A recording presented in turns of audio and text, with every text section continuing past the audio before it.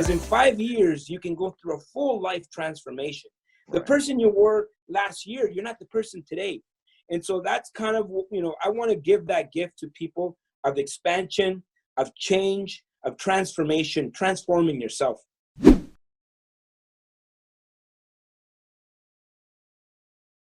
Hey, how you doing? J-Man here, and welcome to yet another edition of the Launchpad podcast.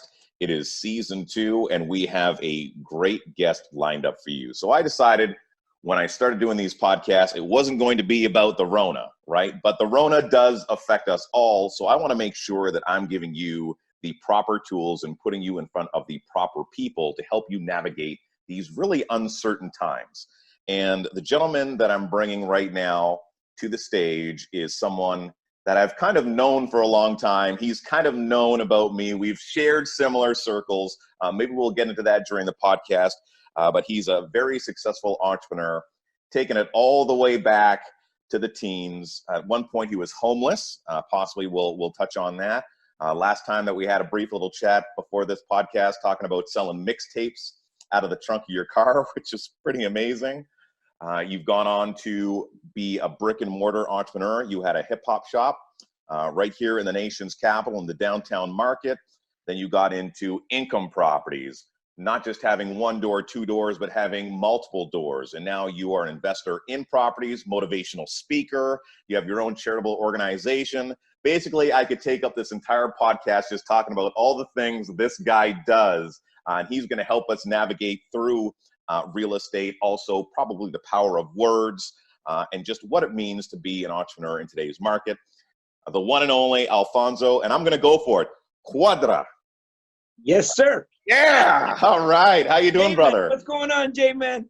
I'm doing well. And also, I just want to give a big shout out to my sponsor, Gallant Media, gallantmedia.ca. He does websites, graphic design, T-shirts like this one. I thought you'd appreciate this because this is hip hop. I want that T-shirt. All right, that's hip hop. We're gonna hook you up with one of those.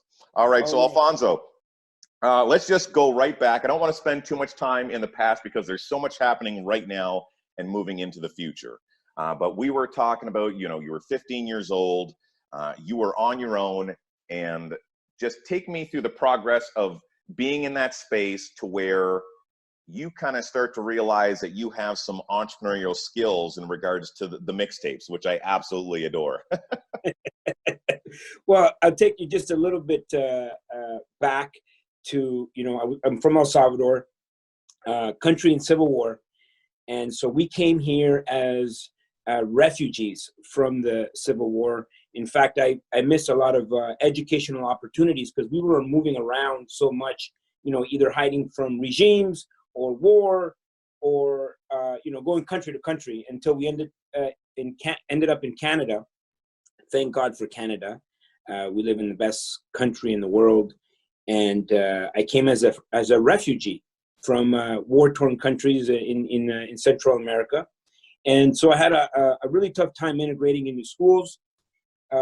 Make a long story short, by the time I'm 15, I'm completely frustrated. I drop out of high school. I left home and I ended up on the streets, sleeping on park benches, inside the ATM spot where the banks are. Remember that RBC on Rito? Used to be Stitches, turned into Stitches at some point, but now it's Joey's restaurant. Right. Whenever I drive by, and actually I've stayed in that restaurant. I've actually slept in that bank, in that RBC. Also down the street, there was, I don't know if you remember, on Rito and Connecticut. Oh no, just before that, there was a National Bank of Canada. and I slept in that bank as well. And Wow. It's kind of surreal because I was doing a talk for the National Bank of Canada probably about 3 years ago. And I went in and trained their high-level executives. And my talk pretty much started like this, like, guys, this is first full circle. You won't believe it. When I was 15 years old, I slept in one of your banks. And now I'm here teaching you about success. Right. Anything's possible. Oh yeah.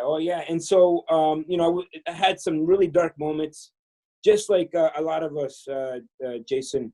we've gone through something. There's always a low point for everyone. For me, the lowest point was actually panhandling for change on Rideau Street. And, I learned a lot from those moments. I was pretty much lost. I had no guidance, which is why I've created the Youth Foundation. And we can talk about that later on. But I had a life-changing moment at 17, because at 17 years old, I became a father of a beautiful little girl. Her name is Talia. She's turning 25 today. So you can imagine how long ago was that. Right. So I was 17. I'm a father. And so I decided that, you know what, I was going to stop blaming the entire world for my issues, and I was going to take responsibility over my own life. And I went back to school, got a job. They weren't, giving out like executive salaries in those days. $5 an hour. I was a dishwasher at Paddles Bistro, right beside Mexicali Rosas. And the worst job in my life, my first and last job I'm talking about employment. You know what? It's funny you say that, because that was a very similar story for me, and around the similar area. I used to work at Tucker's Marketplace. Oh, wow. And we used to have to scrub the floors after we're done working. So we'd cut meat, we'd do all that stuff, the kitchen staff. Were you a dishwasher? No, I never had to do dishwasher. I got to skip past dishwasher. I'm a little bougie. I wouldn't do the dishwashing shit.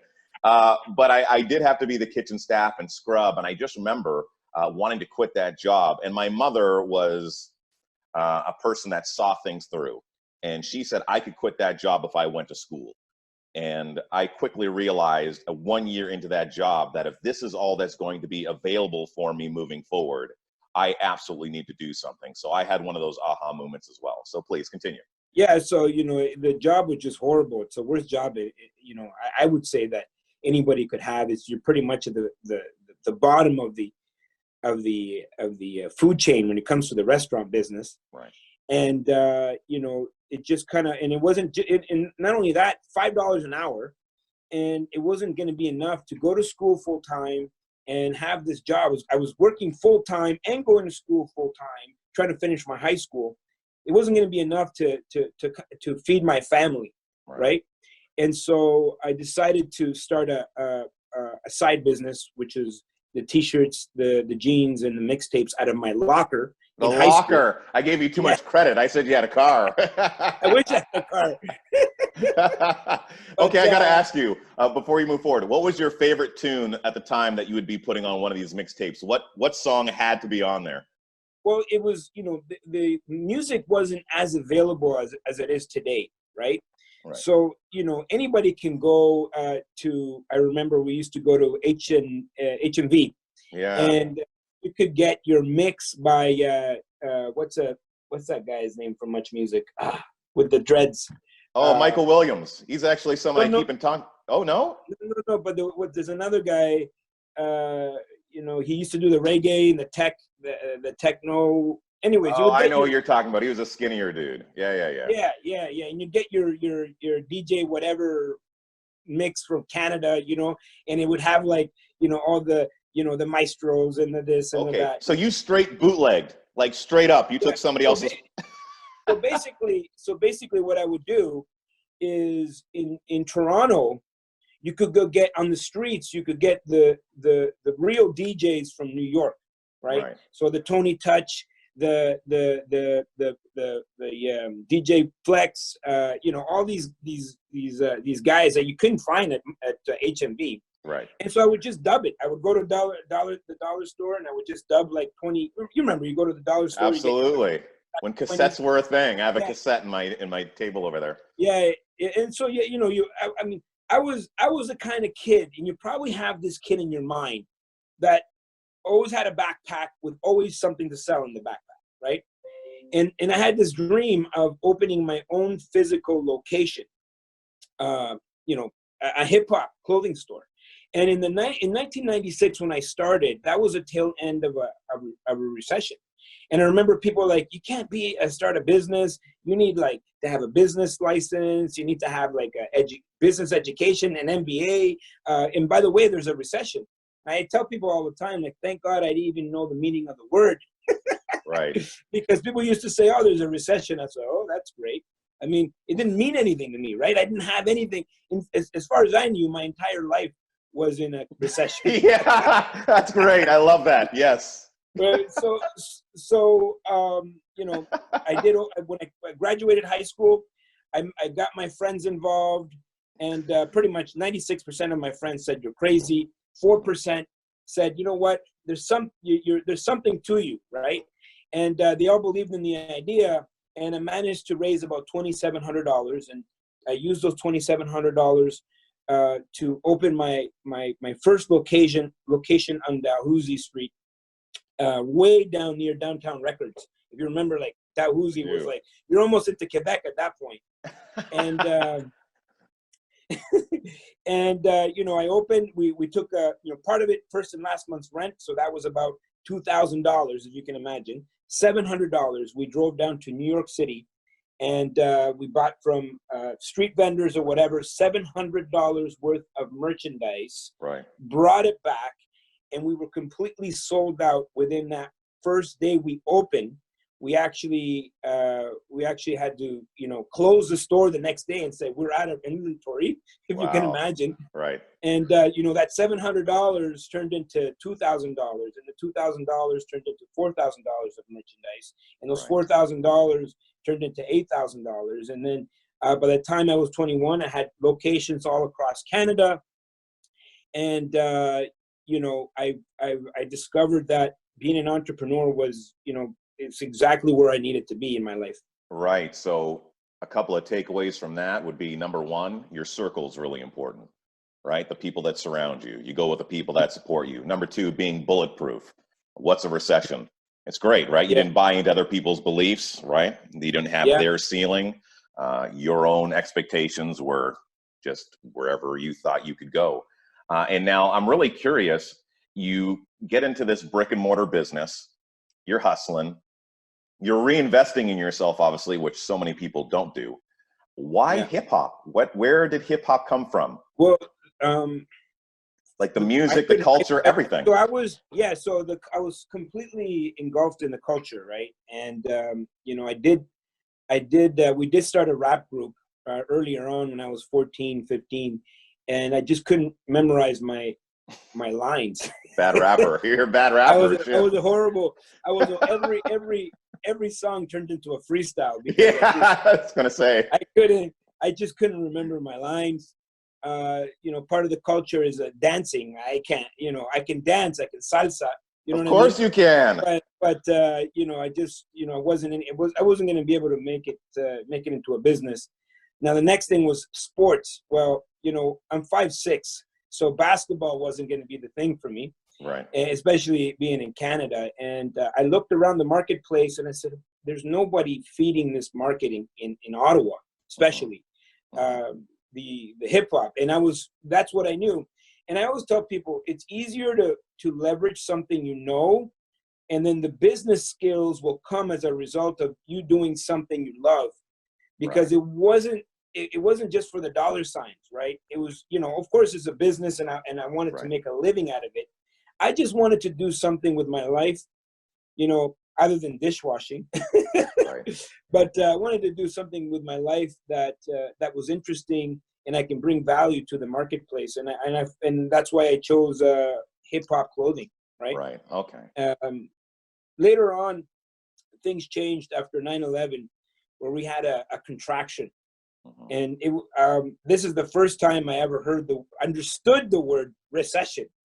And it was a mini contraction. It was similar to what we're experiencing now with COVID, where it's kind of like all of a sudden, boom, everybody just stopped spending, right? Everybody's scared. Everybody's glued to CNN and seeing what's happening. It was about a 6-month contraction. I mean, all my goods were coming from New York City at that time. They stopped all travel between the Canada. They closed that border between Canada and the U.S. in terms of goods going back and forth.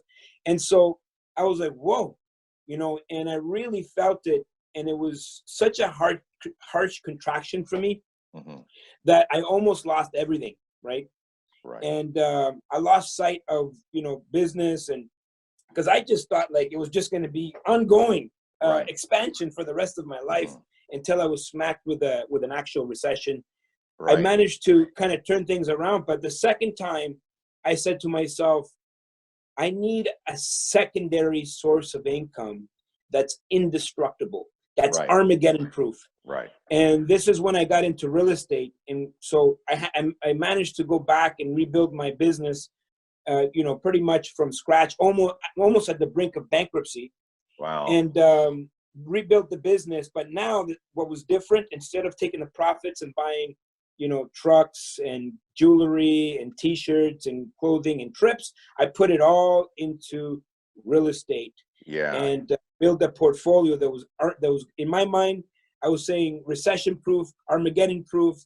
And so when we went through 2008, now I'm more aware of what's going on in the marketplace, and I was able to capture all the opportunities. Right. And I pretty Absolutely. much tripled my portfolio at that time in real estate, Oh, wow. going into 2009, 2010.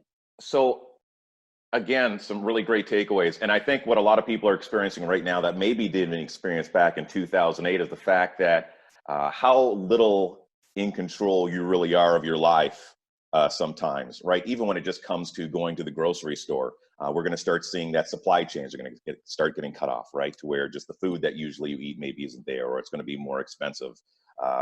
To where, let's say, if you were to have a garden in your front yard, which is what you did, right? You cultivated your own garden opposed to waiting for someone to deliver something to a grocery store and go there. And multiple streams of income, always a good thing. And you're saying real estate is absolutely a good thing. And for people You do right it right. now, You do it right. when you do it right. And now that's why you're here. That's why you're here. And now, we're going to be heading into a global recession. It looks like this is going to be We are currently worse. in a global recession. We right are now. in a global recession already, and there are people like yourself that are extremely excited for a period like this. And let me explain that term before I hand it over to Alfonso. Is that there are opportunities that come around in life, and for an investor, when things go down and things are cheap, for the people that are prepared, they're out there buying. So if you're wondering how anything is being bought and sold right now, it's people like him. So for the individual right now that is looking to diversify and they're thinking about an income property, is right now a good time for the average Joe? What is it that they need to have to be prepared in this landscape right now just to get started? Yeah, the problem is, for the average Joe, there's a lot of misconceptions when it comes to real estate, right? And so, and there's a whole learning curve that you have to go through. I don't think the average Joe is in a position to go out there and really truly capture the opportunities in real estate, like someone that like me, that is seasoned and been doing this for about 20 years. Mm-hmm. What the average Joe needs to do, and we're just talking about the average Joe, Right? needs to educate themselves on what a deal looks like. Most people don't even understand. When you say the word real estate, most people automatically think about, oh, I'm going to, do what they're doing on HGTV, take a house, fix it up, and flip it. Which is a good strategy, but again, that's still a job. That is still, I will still categorize that as a business, like an active business, right? What I do is a little bit different, where I'm looking at multifamily units, and I pretty much have built a model that is Armageddon proof. And when I mean Armageddon, I mean, at the end of the day, nothing is really, if a meteor came and, hit planet Earth, I think, it's all, that's the end of the world or whatever. So anything we do is irrelevant, right? But there is ways of protecting your investments. And so the very first thing that the average Joe needs to do is get the right education on what an actual deal looks like. So the average Joe is just going to hear, all real estate is good right now, and they're going to go and invest based on speculation. Right. As an investor, we make decisions based on the numbers. So number one thing that people need to do and especially right now, because real estate will have a lag. Right now, there's amazing opportunities, but the actual opportunities are going to come about 6 months to a year after the lights go on. So basically, when we all go back to normal, or whatever normal, Right. whatever the normal is going to look like, the actual opportunities will come a year, 6 months to a year later, because Right. there's always a lag in real estate. Perfect So, example. Yeah, oh, go go ahead. ahead, please. No, go ahead. No, Finish the so example. perfect example, 9/11 mini contraction. Right. It was like, boom. It was like the first tremor, like boom, right?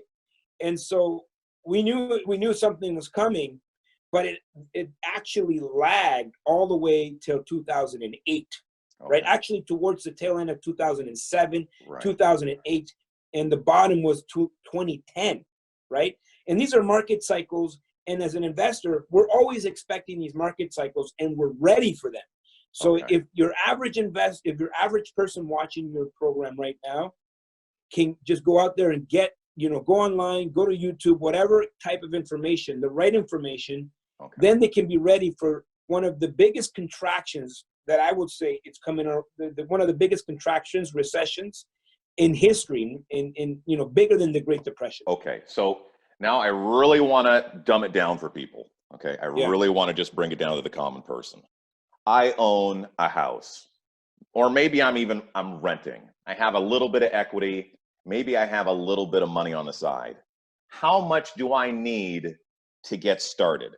Is this something that you're only going to suggest go out there and buy properties and that after they educate themselves? So first, number one, educate. So then number two, you have to have the buying power. Would you suggest that somebody does that just has a little bit of equity in the home and doing a refinance? Do you suggest that they save up money on the side? What would you say would be the first really solid step towards going out there, purchasing an income property and making that a reality? Okay, so to dumb it down, and I'm going to just be as like for me, simple, you need to talk to me. Yeah, as simple and as frank as I can be. Right. There's two types of currencies in the world. The first one, we all understand: money, dinero, argent. I don't know how many other ways to say money, but the second is the intellectual currency, right? You can strip me away from everything today. I can start with zero money and then end up bigger and better than I ever was before, because I have that intellectual currency. So not only is the education key, but you need to take the proper steps. The worst thing people can do is act based on fear or speculation, because everybody else is doing something. You're going to just go start taking money out of your property and start investing without really understanding. So here's some of the levels, okay? So at the very beginning, you don't know anything, right? I didn't know anything. I had to search for someone in my community that had the results that I was looking for. And whatever it takes, either work for them for free, do something, offer them. I offered this guy, $10,000 a month. It doesn't really matter. The money is irrelevant, right, compared to once you have the intellectual currency, now you can really make moves. Okay. And so that's going to make the biggest difference in the average person's life. So the Because money is not important, you're telling me. So for instance, it doesn't matter if I'm renting my home or I own a home. It doesn't matter. You're saying I don't have to have $10,000 in the bank. Just as long as I have the education, then I can make the smart moves financially to make it happen. That's number one, right? Okay. Now the money will come from somewhere. Okay. Right? The money will come from somewhere. But if you have the intellectual currency, you can attract the money. For example, you asked me a question: why did I start in hip hop? Because I was very knowledgeable in hip hop. I mean, do you remember the Source magazine? Yeah, of course. I would read that cover to cover. I could tell you, all the rappers, all the groups, and why. What was their mic score? I could tell you everything, right? And so I was knowledgeable in that industry, and I was able to convey that knowledge to the people around me where they believed in me, so they can. So I was able to raise. Now I'm at that time I was 19, so I was able to raise $2,700. But I wouldn't have been able to raise those funds if I didn't have the intellectual currency in that space, right? And so, if you have money, great. If you don't have money, great. At the end of the day, you can still get started. In fact, you're better off if you don't have money, because if you have a little bit of money, the problem is you're now in conservation mode. You're scared, right? It's like never take advice from a millionaire, because a millionaire is just conserving. Right. The advice that Warren Buffett is giving you today is not how he started his business, right? It's not the same Warren Buffett that got him to where he is today. Right. And so you have to reach out, find a mentor to get that intellectual currency. Once you have it, no one can take it away. Right. I agree with that so strongly. Your ego is not always your amigo, and so many people kind of want to do it on their own. All the best coaches in the world have coaches. There's nobody out there that doesn't have a coach. So to go out there and find someone that's done it before you. Matthew Britt said something very similar as well, and I believe that as well. And we were talking about Robin Sharma just briefly in regards to his 5 a.m. club. But, he always goes on about the value of books and the fact that people that have gone out there and achieved the goals that you already want to achieve, they leave the blueprint behind. So you have to make less errors if you decide to, heed the warnings that they give you and educate yourself, like you said. Making sure that your brain power is in the right place. Success leaves clues. Right, absolutely. Right. That's really wild stuff. So I'll give you an example of where I'm coming from, and maybe there's other people that are in this situation. So 3 years ago, I invested One Door. So it's a property for a family. It was a family home, and I had the opportunity to invest when my mother passed away. So it was something that I was stuck with. Okay, I made the choice just to go for it, just to get into the game. Yeah. And I know that you're not a big fan of One Door. Some simple Simons like me have to start that way. Now, if I could do it in a perfect world, I'd probably want to have at least two, like a duplex, right? So if one person's not paying, at least there's someone on the bottom that's paying my mortgage. I don't want anything coming out of my pocket. I want money going in. We're going to talk about that in just a little bit, because I know you're a big fan of cash flow. So there was an opportunity that I had.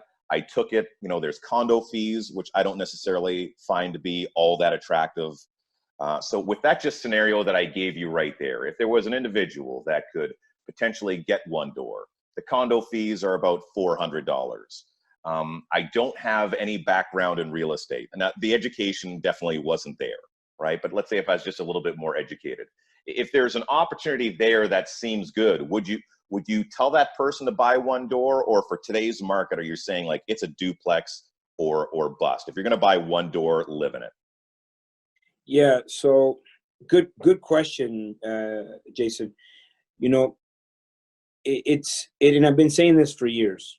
Okay. And the reason I can say it with gusto is because I lived it. I made the same mistakes as everybody else, right? Like I went and bought that One Door.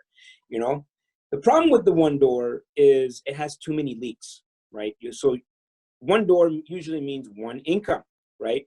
So one income to pay the furnace, one income to pay the snow removal, one income to pay the roof, one income to change the windows. And so usually the One Door is actually the most expensive piece of real estate that you could ever find. Right? Because the value of that real estate is based on comparables, but mostly emotions, right? It has to have, you heard that old saying, kitchens and bathrooms sell homes. Or, they always say, you have to stage your home and all of this stuff, which is great, right? But that's the housing market. The housing market it goes up and down with the money market, and the money markets go up and down with people's emotions and how they feel, right? And so, for example, I look at apartment buildings, and so if someone moves out of your one single family door, your one unit, Yeah. you are not going to sleep, because you have to now think about who's going to pay this mortgage. Yeah. If someone moves out of one of my 36 unit buildings, it's a non-event. Right. Right? It's a non-event for me. And so there's a calculation that I used for cash flow. The first one is going to be the cost per unit. And 1 second, cash flow for people that don't know, because you might be talking to people like me 3 years ago where I really didn't have an idea. Cash flow is simply just the money that you make on top of your income investment. Minus expenses minus debt. That's your cash flow. Right. After you've serviced debt, after you paid all your expenses, then you have cash flow. J-Man, everything you want in life is at the other side of cash flow. Cash flow is what gives you freedom. Cash flow is the reason that, I can go through pandemics. Cash flow is the reason that I can travel around the world and do the things that I love. I can start organizations and help. Yeah, and wear fancy shirts. Yeah. Look at that shirt. Come on, pop that. I want to see that. Pop. That's a fancy. You're a dapper looking dude. From hip hop to this, eh? So the cash flow is what we're looking for. And so just going back to simple economics, right? The more cash flow, the better. And so if you open a business, if you opened a store or a restaurant and you only had one customer, you'd be in trouble, because the second that customer doesn't want to do business with you anymore, right, you have no business. So that's the logic and reason behind multiple doors. Right. That's the logic and reason that I discovered a long time ago when I bought my single family home, and discovered that is the worst investment that you can actually make. Okay, so you're saying if it came in between buying an investment property or not buying an investment property, if you're going to do it, you're suggesting minimum 2 doors. Don't bother renting out one door. I'm saying minimum. Okay. There's also a threshold, right? The reason why the single is the most expensive is because you have the majority of the buyers going after singles, right? It's a consumable, right? And so that drives up the price. Okay, that drives up the price. So, for example, an average house here in Ottawa is about $400,000, right? Now, the duplex is just the same, because there's still, you have the majority of the buyers looking for singles and doubles, either a single family home, condo, or the duplex. Okay, people can't because what happens? People talk about toilets, trades, and tenants. People just are scared that it's just like a humans don't want to be responsible for other humans, which is why you don't have everybody starting companies, because people don't want to hire people. That just seems like a path of least resistance for a lot of people. But what happens is the majority of the people can say, well, I can stomach someone in my basement, someone helping me, pay my mortgage. And for the most part, that's where the majority of the buyers are, which drives the prices up. Now, once you go to 3, that's a different animal, right? 3, now you need to understand more about the numbers, how they work, and now the cost per unit will reduce. So the higher you go in units, okay, the more secure you are in terms of the investment, the easier it is for you to get financing. And now you're not making emotional decisions. You're making more logical decisions based on logic and reason, the numbers, right? Okay. The numbers have to make sense. And the higher you go in numbers, the more buyers drop, so less competition, which means it reduces the cost per unit and increases the cash flow. Okay. But now for the average individual, though, like we said, and real estate start at 3. Okay. Yeah. So, and I guess, at the same time, Alfonso, I guess what that really speaks to, that if you're going to get into real estate, not only just to have the smarts, but I think that really does, it kind of separates the amateurs from the people that want to go out there and maybe be a little bit more pro. If you're really not serious about taking real estate all the way through and building it, maybe it's something that you really shouldn't be in. Invest your money other places, right? Because it'll be the person that wants to go out there and get the one home, right? Or find someone that has that intellectual currency, right? That knows how to, put deals together, so you can benefit from someone else's expertise. But I'm thinking about a triplex. Other people's money, other people's efforts, other people's time, right? Yeah, if you're a doctor, you're not going to be. You don't want to be investing, on a triplex. That's going to drive you nuts. If you're a doctor, you have your career. Take some of the money and instead of putting it into the money markets, maybe diversify and put it with someone that understands what they're doing. Okay, so you're saying maybe you're not the person to actually do the business of buying and selling, but you would be the person that funds and become part of that project. Again, this comes through education. You talk about it like, oh yeah, you just do this, that, whatever. And I think that's why so many people make mistakes. And I've learned so much in the past 3 years. Now, I think it definitely benefited me that I've been self-employed and I've run business now for about the last 12 years for myself. And there's some lessons just across the board that make sense.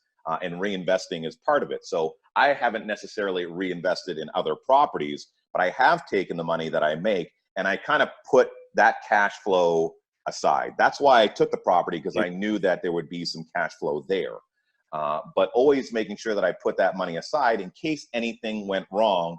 And lo and behold, just recently I got rid of a squatter that was there for 6 months. So basically what would have been my year's profits could have been a year's worth of losses. Instead, I just broke even because I took some of that money and I put it in the right place. Okay, so I want to move on to some other things as well, because you're just multifaceted and it's obvious that you're well-spoken. And I've seen a lot of your stuff. You're a public speaker. You thrive on public speaking. I know that you're a value-driven individual, and you're more than happy to do things for free if you think someone can get one nugget out of something that you say. So I know that you're involved with Keyspire. Now, I'm not 100% sure about what it is that's being done. Because I know that you do public speaking for real estate. Is it just public speaking in general? And what are the things that you're most passionate about speaking outside of real estate? Yeah, so I do training for Keyspire, right? They do and it's a real estate educational company. But on the other side, I have a keynote business, which I give keynotes all across North America, and it's about a 40-minute presentation, a 45-minute to an hour presentation. It's pretty much I go through my life. And the premise behind it is, number one, discovering their why. I believe very much in expansion, because everybody should be in an expansion mode.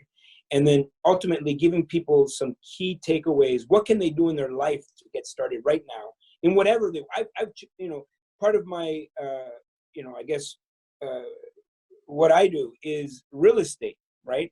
But when I go and speak, sometimes people don't even realize that, I built my entire career on real estate. They just want to know, how can I do it for me? Because not everybody's going to want to go out and invest in real estate.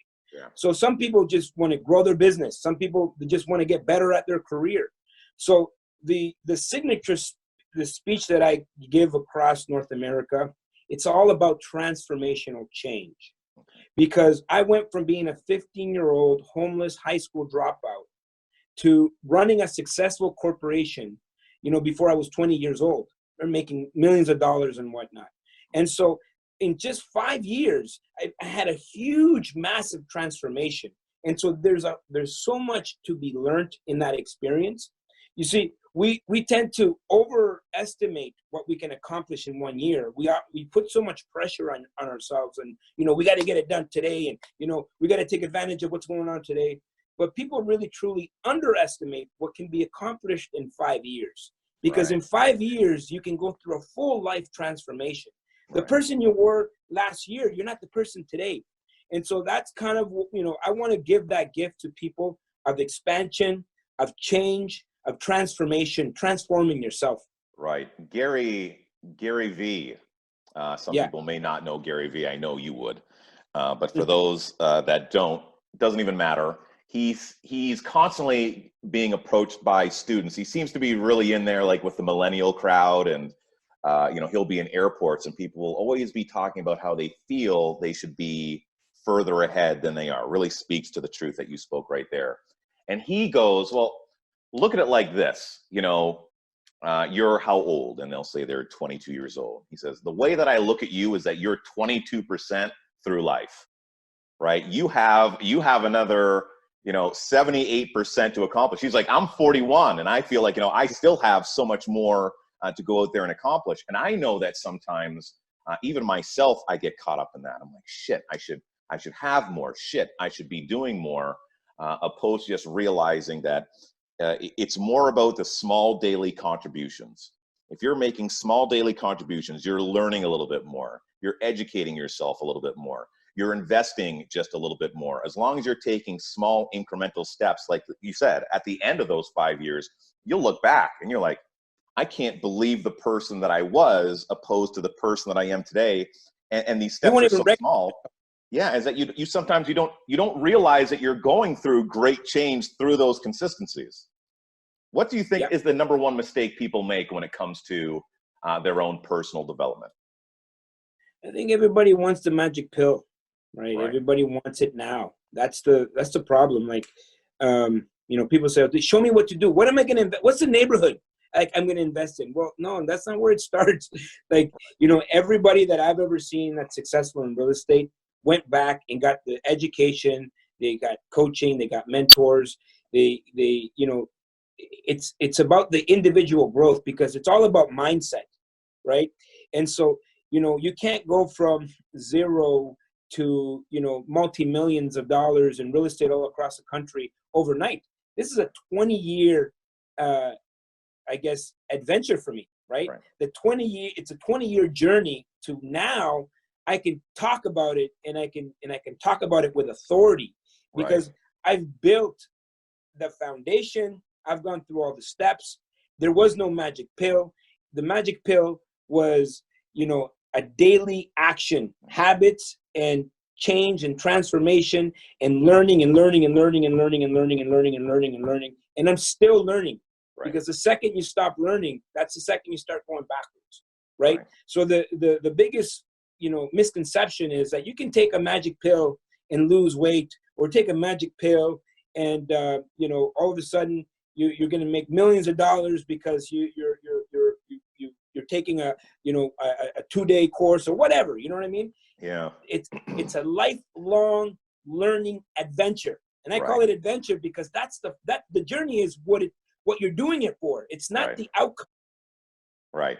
And I even notice it sometimes in myself. I'm looking to diversify a little bit more and get into some other investments, especially with what's going on with the market. And I remember looking at, I think it was TD or RBC. I'm looking at banks, right? Because the banks, they'll be here when this is all done.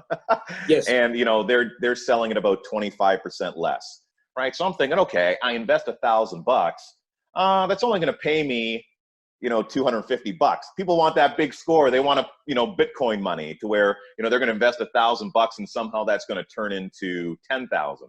So number one, that takes time. Also, if you want to do it, with the current model that I just pointed out, loads of people are looking at it and thinking, I'd really have to invest $10,000 if I wanted to see the kind of money that I want to see. But of course, they don't have that $10,000 nor feel comfortable with putting that $10,000 out there. And it's amazing for people that I know that have been very successful with penny stocks and stuff like that, that are patient.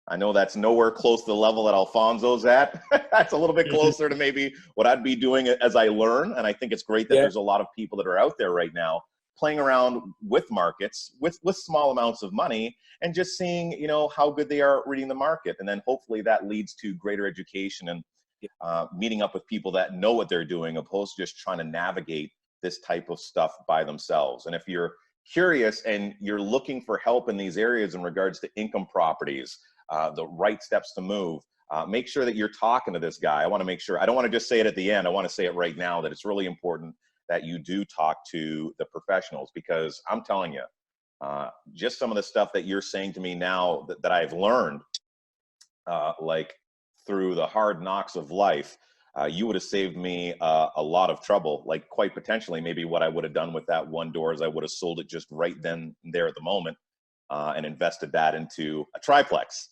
like you were saying.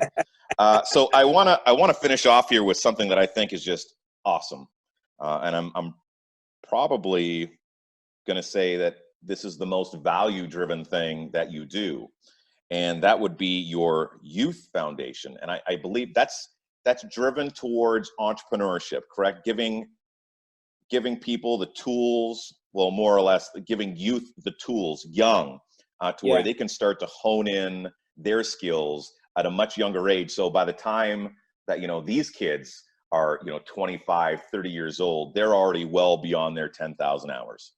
Yeah. And not just, so it is a big component of it is entrepreneurship. Okay. Another component is also skill sets that they're going to need, like salesmanship. Right. If you learn how to sell, you can have employment anywhere, right? If you learn how to sell, how to speak in public, that confidence, and have proper work ethic, those are 3 skill sets that are not taught in schools, that if a young person could adapt to their life right now, they're going to be off and running, and maybe they're going to be the most successful person in their company. So it's not just about starting a business. It's about, giving the youth the skill sets that I felt that I would have benefited from when I was 14 years old, 15 years old, dropping out of high school. Right. Because I remember a lot of these people used to come.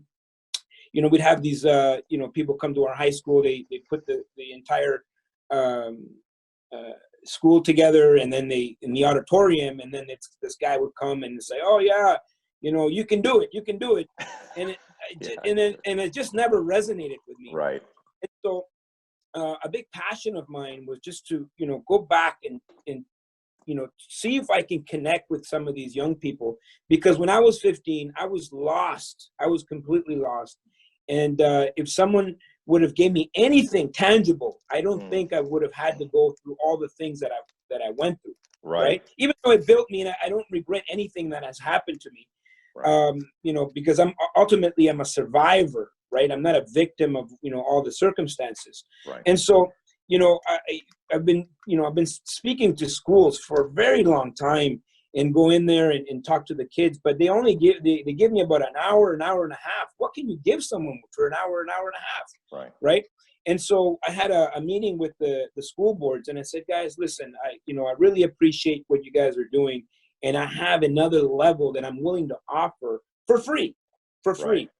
I want to do a 1-day workshop with these young people, and in that workshop, we're going to talk about the differences between consumers versus investors, the differences, between, starting a business and having a job, a career. We're going to go through public speaking. We're going to go through salesmanship. We're going to go through work ethics. We're going to give a well-rounded, workshop to these young people. And at the end of it, maybe they have some people that they can touch, have some touch points, so they can continue on that journey, right? Mm-hmm. And so the school board said, Alfonso, like, we love your energy and everything that you want to do, but we think it's just a little bit too much for our young people. Mm-hmm. And what we would like is if you just come and talk to our at-risk youth, right? And so I said, guys, I have no problem doing that. I love to talk to young people and encourage them and inspire them. But let me ask you a question. Who do you consider to be at risk? And then they said, well, the new Canadians, or people that are just, either have behavioral problems or that are going to drop out of high school. And I said, I know where your heart is at, but you're wrong. You're wrong. All youth are at risk. All of them. All youth in the world are at risk, because they're going through an institution, right? They're being institutionalized, right? And for the most part, that structure was based on an old model of an industrial era where it needed to produce employees. And it's not the fault of the teachers, I'll tell you that, because everybody understands what needs to happen. The problem is they have no resources. There's lack of proper education. They're not looking 10 years ahead. They're just kind of dealing with whatever they have, right? And so I said, okay, well, I can do two things, J-Man. I can do two things. One, I could say, okay, guys, I just, that was a good shot. Okay, maybe I'll try again in 5 years and propose my thing. Or I could take the responsibility and take, put my money where my mouth is. Right. And so this is where the youth organization started. We do one-day workshops. And of course, we can't do that right now. Right. But the point of it is, it's like, we give them a one-day workshop, not in a community center, not in a school setting, but I want them to come to a hotel venue with linen and feel like they're getting something. And I don't I'm not going to dumb down the information. Yeah. I'm going to give them maybe a condensed version of what I would teach adults. Yeah. And the result has been amazing. These kids at the end of it, they're like, wow, consumer, investor. And so, right now we're still getting started. We started in 2008. And, at the most part, I'm the only one delivering this program because I know exactly what I need them to know. Right. But I'm going to extend it. But if anybody that's listening to this and can put together 40 kids, once all this COVID stuff is over, put together 40 kids, I will fly down to anywhere across North America, and I will deliver this program for free, 100% for free for the young people involved, ages 12 to 17, and anywhere on my own dime. Okay, and we'll make sure they have the information for that too. And I might even try to do that right here in the nation's capital for you and save you the flight. And you're so right in regards to every child being at risk. The school system, it is outdated, or at the very least, they could add a lot of things that would be of immense value, like understanding cash flow, like knowing how to write a will, like knowing what it's like to go out there and buy a property. Like for so many individuals that go out there and purchase for the first time, it's incredibly nerve-wracking. And it doesn't have to be. Not everyone necessarily goes out there and gets educated about buying their first home. They're usually doing it after the fact. I'm on to what's going to be a third property, and I'm still shaking in my boots. And I have no one else to blame other than myself at this point. So you and I are going to be talking a little bit more about that. So it's great that you highlighted that. And that brings me to, I want to wrap up here. I want to ask you just a couple of questions, kind of like back and forth, because I'm just really curious. In regards to personal development, who's your go-to? Who's the mentor when it comes to the person that you read the most that spoke to you most clearly when it came to your personal development? Woo! There's a few. There's Give me one. I want one. Okay. I would have to say right now, Rich Dad, Poor Dad. Okay. Robert Kiyosaki, I think it was a pivotal moment for me to read that.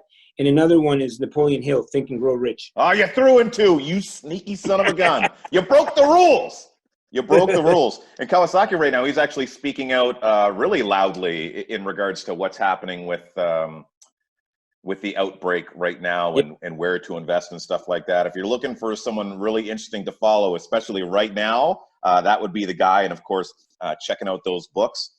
I'm a big fan of, you know what? If I had to pick one right now, Jim Rohn. I'm not so much about like his books. I love his keynotes. I think those are fantastic. And as far as books, I get so deep inside of Robin Sharma. Wow. He was just someone that he's Canadian, number one, he's Toronto based. And he just came to me at the right time to where it kind of pushed me along my personal development. He didn't deal so much about the finances. Like obviously you're like, give me the money. Mm-hmm. Show me the money. Get up, give me what do you do when it's payday, when your residuals come in? You have a little practice? Oh, you're talking about my rent day dance? Yes, give me a little rent day dance. Get up and give me a little bit of rent day dance. Hey, whoa. You're going to get us shut down. I won't be able to put this up on YouTube. Okay, last two. Favorite movie? Whoa. You're hitting me. This, I would say right away when you said that, I have so many, but I would have to say The Pursuit of Happiness. Will Smith. It hit me. That hit me, man. I was like, I can relate. Yeah. And right. One of I think if you haven't watched that, go and watch it.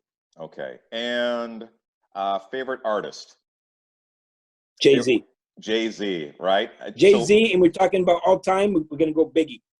You love Biggie. I do. It's such a shame so many of these great names are gone. I'm a big MJ fan. When MJ left, I was like, that impacted. It was the first time that someone famous died where I felt like I lost something. Like, how ridiculous is it? It's like, my heart. Yeah. Well, I'll tell you, when it comes to MJ, I mean, I remember being in Latin America and I could sing a lot of his songs and I couldn't even speak English. That's crazy. That's absolutely wild. Well, Alfonso, this has been an absolute slice. If people want to find out more about you outside of the information that will be here on this podcast, where can they go to find out more about you and everything it is that you do? You know what? Just go Google and Google my name, and you'll find I'm on every platform. Right. If they want to be engaged a little bit more, go to my YouTube channel, subscribe, and I post videos on all kinds of stuff, personal development, maybe some financial stuff. And it's not about trying to sell anything. I just want to bring value to the world. Right. I want to be remembered for helping people. Right. That's how you build a legacy, my friend. Yeah, that's really awesome stuff. So you know what? I really wanted to have a chat with you for a long time. I believe it was last year when I reached out to you initially, and then I took a little bit of a break with my podcast. And I wanted to make sure that I got back into the flow again before we had a chat. You've been doing a great job. I mean, I've seen a few of them, and you have a really great interview style. And I'm also an interviewer because I'm so interested in people. But I'll tell you this: your voice, man. Love that voice. Maybe we should do one together. With my voice and your hips, we'll rule the internet. and your brains. Yeah. So thank you for that, Alfonso. Good job. Kudos to you. And it's what you're doing is amazing. Doing interviews like this, bringing value to people in a time where they need it. Yeah. Well, thank you for sharing your brain space and helping people potentially miss the mistakes that I've made, that you've made, that many others have made, so they can flourish in a marketplace that are seeing so many people kind of freeze up in fear. So again, Alfonso, thank you for your time. Another huge shout out to my sponsor, Gallant Media. Straight out of toilet paper, baby. Woo! $20. I gotta get myself one of those. Okay, we were gonna chat. You can find him online, gallantmedia.ca. He does websites, graphic design, t-shirts, promo materials, and more. J-Man saying, as always, take care, be well, and love simply because you can. Thanks again, brother. Thank you for watching. Don't forget to comment down below, subscribe, hit the bell to be notified the next time we're doing a video. And guess what? Like, share, dislike, I don't care! Let me see how that looks.